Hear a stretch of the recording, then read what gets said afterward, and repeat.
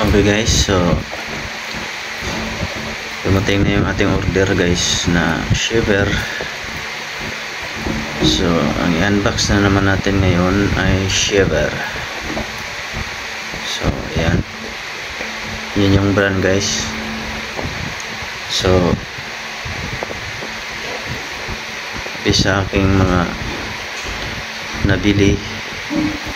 Ang Pop Barbers na brand guys is same quality lang sa Medyo. Kagandahan lang dito guys, mas mura si Pop Barbers. Same ang quality nito guys. Hindi ko alam kung sister company or iisa lang talaga ang company. Okay, ayan guys, silyado naman. Ayan, nakasilya yan. So dito makikita natin yung kanyang specs. Ayan, ang lakas pala nito, 9,000 rpm, turbo charge. So ayan, 60 minutes. So yun yung kanyang specs guys, no?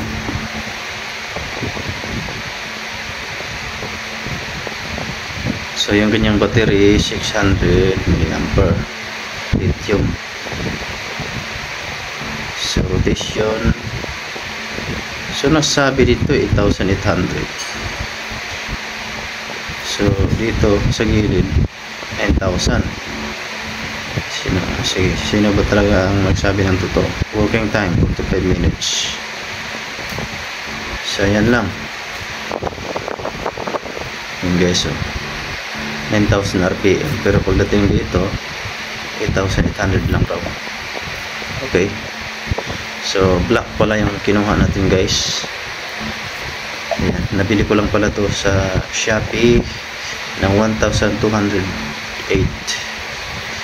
kasi naka voucher. Alright, kaya maraming salamat Shopee. So ayan na guys, ito na yung ating shaver. So kailangan ko lang to siya guys kapag nag-fade or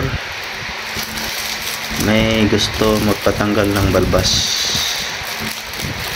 Ito lang ang gamit niya. Okay, so titingnan natin yung loob. Ayan guys, yung ganyang loob, manual, tsaka yung kanyang charging cable. So naka tawag nito mini USB ba tawag dito. So ito ang kanyang charging cable. Hindi na lang ginawang type C, no? Okay lang yan, sige, pwede na. So yan guys, so meron pa siyang ano guys, ayun, so meron siyang bag. So maraming salamat sa effort Pop Barbers.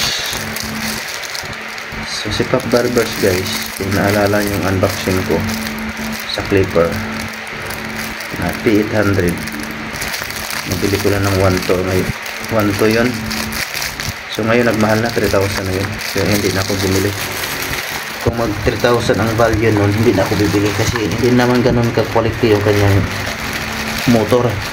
Ang motor nun, napapangit mga motor ng Pop Barbers at saka yung Medyo. Bumabawi lang sila sa blade.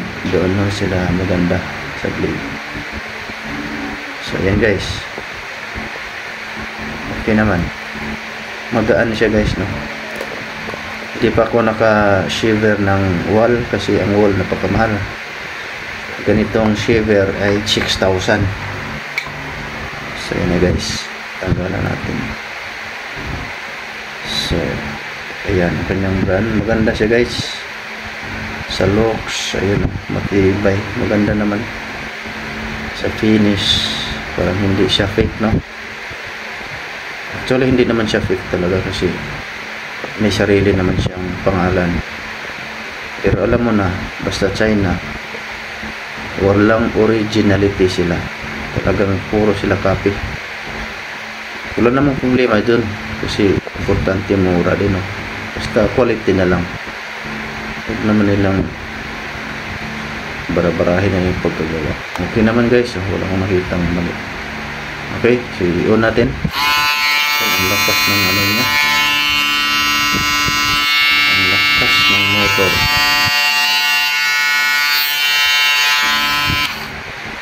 So totoo nga guys, malakas ang kanyang motor. So maganda to, malakas. So pag tanggalin mo pala siya guys dito, tanggalin mo to. Okay, okay siya guys, maganda. Sa halagang 1,200, kahit 6 pa na bilhin mo nito or 4, masasabi ko talo na si Wal dyan, diba? Yung halaga ng Wal 6,000, 6,500, bili ka nito ng mga 5. Halaga ng Wal isa lang. So dito na lang ako, kaya pasensya ka na Wal, magsara ka na sa Pinas. Sobrang mahal mo.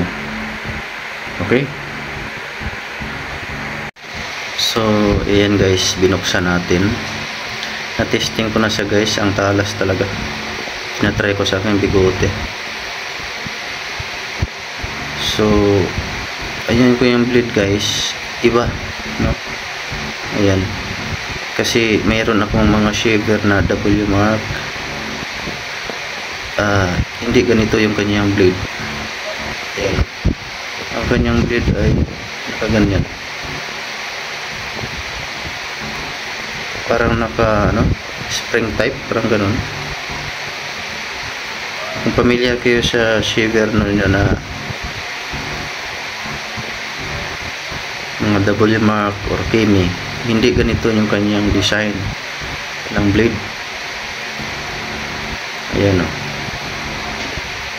parang naka spring type. Ayan, nakaganyan lang siya.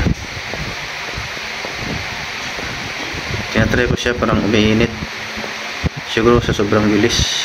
Okay ako doon pagkati mabilis at saka matalas. So saan ka na? Pack barbers na. So gusto ko pong bilhin yung isa, yung gold, kung mag-sale ulit. So ayan dito guys, kanyang ba itong tawag nito, parang knit, parang yung quality parang ano lang,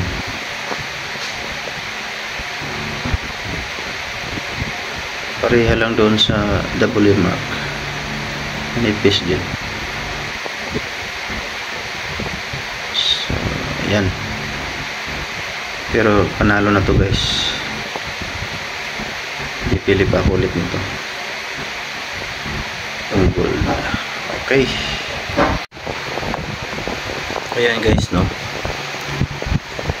So dito guys, plastic lang ito, plastic, wala siyang pintura. Ito naka-glossy, naka-pintura yata to, kapin na glossy. So dito plastic, plastic lang siya lahat to. Dito hindi na nakapintura. Yan lang kasimple. Okay,